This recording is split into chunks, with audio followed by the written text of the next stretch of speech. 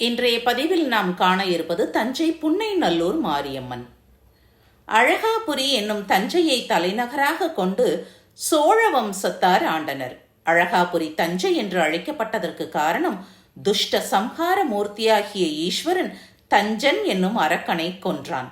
அதற்கு முன் அழகாபுரியை சுற்றி திக்கெட்டிலும் அட்ட சக்திகளை காவலுக்கு அமைத்தார். அந்த அட்ட சக்திகளில் நகரின் கீழ்ப்புறத்தில் அமைய பெற்ற சக்தியே புன்னைநல்லூர் மாரியம்மன். இது பற்றி சோழ சம்பு என்னும் பண்டைக்கால நூல் குறிப்பிடுகின்றது. தஞ்சையில் மகாராஷ்டிர ஆட்சியை தொடங்கிய வெங்கோஜி மகாராஜா சத்ரபதி கிபி 1680 தீர்த்த யாத்திரை செய்தார். அது சமயம் கண்ணபுரம் என்னும் சமயபுரத்தில் தங்கினார். அம்பிகைக்கு வழிபாடு செய்தார். அன்றிரவு அம்பிகை அரசனின் கனவில் தோன்றி தஞ்சைக்கு கிழக்கே 4 கிலோமீட்டர் தூரத்தில் உள்ள புன்னைக்காட்டில் புற்று உருவாய் தான் வசிப்பதாக கூறினாள். தன்னை அங்கும் வந்து வணங்கும்படி கூறினாள். அரசன் தலைநகராகிய தஞ்சைக்கு வந்தார். பின்னர் புன்னைக்காட்டில் அம்பிகை இருப்பிடத்தை தேடி யாவரும் தரிசிக்க விரும்பினார். அப்புன்னைக்காட்டில் வழி அமைத்து திறந்த வெளியில் இருந்த அம்பிகைக்கு சிறிய கூரையை அமைத்து புன்னைநல்லூர் என்னும் திருப்பெயருடன் கிராமம் வழங்கினார்.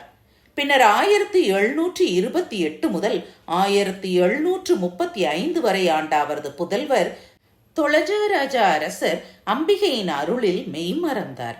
பின்னர் அம்பிகைக்கு அழகியதோர் கோவிலை கட்டுவித்தார். மேலும் சிறிய திருச்சுற்று மாளிகையை அமைத்தார். அக்காலத்தில் தனது தப்போபலத்தால் சிறந்த ஞானம் எய்தியவரும் தனது மூத்த சகோதரர் சகாஜி மன்னரால் பெரிதும் போற்றப்பட்டவருமாகிய சதாசிவ பிரம்மேந்திர சுவாமிகளை கண்டார். அவர் உதவியால் புற்றுருவாயிருந்த அம்பிகைக்கு அப்புற்று மண்ணாலேயே மாரியம்மன் வடிவமைத்து சக்கர பிரதிஷ்டையும் செய்தார்.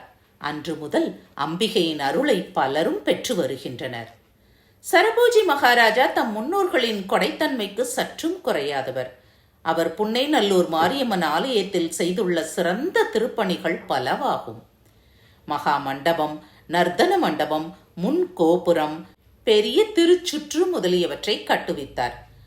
அம்பிகைக்கு கும்பாபிஷேகமும் செய்வித்தார். சரபோஜி புதல்வர் சிவாஜி மன்னர் 1833 முதல் 1835 வரை உள்ள காலகட்டத்தில் தனது மூதாதையரை போலவே முன் மண்டபம், 3ஆம் திருச்சுற்று முதலியன கட்டுவித்தார். இதற்கு முன் இத்திருக்கோயிலின் உட்பிரகாரத்தில் எழுந்தருளியிருக்கும் பாடகச்சேரி தவத்திரு ராமலிங்க சுவாமிகள் பைரவ உபாசகராக இருந்தார். இவர் அன்னதானம் செய்ததுடன் தனது தவ சித்தியினால் அனைவருக்கும் திருநீறு அளித்து மக்களின் தீராத நோய்களை நீக்கினார். மேலும் இத்திருக்கோயிலின் திருப்பணியிலும் பெரும் பங்கேற்றார். அப்போதைய மூத்த இளவரசரும் பரம்பரை அறங்காவலருமாகிய ராஜஸ்ரீ ராஜாராம் ராஜா சாஹேப் பொதுமக்களின் உதவியுடன் 1950ஆம் ஆண்டு மகா கும்பாபிஷேகம் செய்வித்தார்.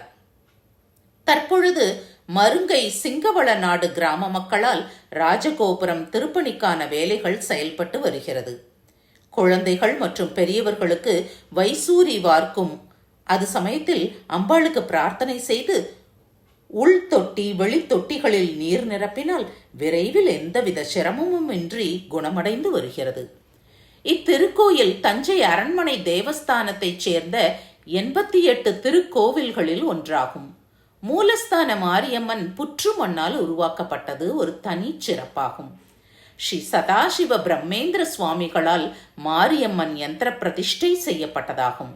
அம்பாளுக்கு ஒவ்வொரு வருடமும் ஆடி, ஆவணி, புரட்டாசி மாதங்களில் திருவிழா நடைபெறும். ஆடி மாதம் முத்துப்பல்லக்கு நடைபெறும். ஆவணி மாத கடைசி ஞாயிற்றுக்கிழமை தேரோட்டம் நடைபெறும். புரட்டாசி மாதம் தெப்பத் திருவிழா மற்றும் நவராத்திரி திருவிழா சிறப்பாக நடைபெறும். அம்பாளுக்கு 5 ஆண்டுகளுக்கு ஒரு முறை மண்டலம் தைலக்காப்பு அபிஷேகம் நடைபெறும். தைலாபிஷேக நேரத்தில் அம்பாளுக்கு தைலக்காப்பின் போது உக்ரம் அதிகமாகும். அதை தவிர்க்க அம்பாளுக்கு தயிர், இளநீர் வைத்து நைவேத்தியம் நடைபெறும். கோயிலில் அமைந்த உள்தொட்டி மற்றும் வெளித்தொட்டி இரண்டிலும் நீர் நிரப்பி அம்பாளின் உக்கிரத்தை தணிக்க ஏற்பாடு செய்யப்படும். மீண்டும் அடுத்த பதிவில் சந்திப்போம்.